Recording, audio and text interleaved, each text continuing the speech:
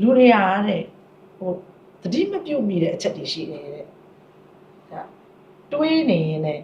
ဟုတ်တယ်တွေးနေအခုကင်တနာပြောနေမှာဥကတခြားခေါင်းထဲမှာတွေးနေဟုတ်အဲ့တော့ပြောလိုက်တဲ့ဟာကပြောလက်စာတန်းလိုက်နဲ့ဆရာရက်ခဲ့တာမျိုးရှိတယ်ပေါ့ရှိတော့ပေါ့ဘာလို့ဆိုတွေးလိုက်စိတ်ကအဲ့ဒီရောက်သွားတော့ဟုတ်အဲ့ဒီရောက်သွားဒီမှာပြောတာတော့ပြောနေတာပဲခါရလဲဆက်ပြီးပြောတယ်ပေါ့ခါကြရက်သွားတယ်ရက်သွားတယ်ဘာလို့ဆိုဟိုစိတ်ကူးတွေကိုရောက်သွားတဲ့ခါကျတော့ဟုတ်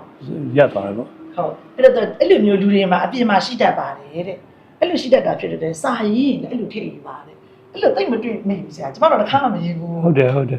ကျွန်တော်လည်းစာတော်များဖတ်ဘူးလေအဲ့လိုတော့ကျွန်တော်တို့မှာစာရေးဆရာတွေပါတော့ရေးလေးရေးတာမရှိဘူးပေါ့နော်တယောက်နဲ့ပြောနေဆိုဒီကိစ္စပြီးအောင်မှပြောတာပေါ့အမှန်တကယ်လည်းသူကောင်းမှတခြားကြောက်တယ်နဲ့ဟုတ်လူအပြင်ရဲ့အတိုင်းကဒီလိုဖြစ်တတ်ကြပါတယ်တဲ့ဟုတ်တယ်အဲ့ဒါကိုရေးမယ်ဆိုဆရာရေးကြည့်လို့ရတာပေါ့နော်ရေးကြည့်လို့ရတာပေါ့ခင်ဗျားလည်းစကားပြောနေနဲ့ခေါင်းထဲအောင် bracket ထည့်လိုက်မယ် bracket နဲ့ထည့်လိုက်မယ်ဟုတ်bracket နဲ့ဟိုမလေးကတော့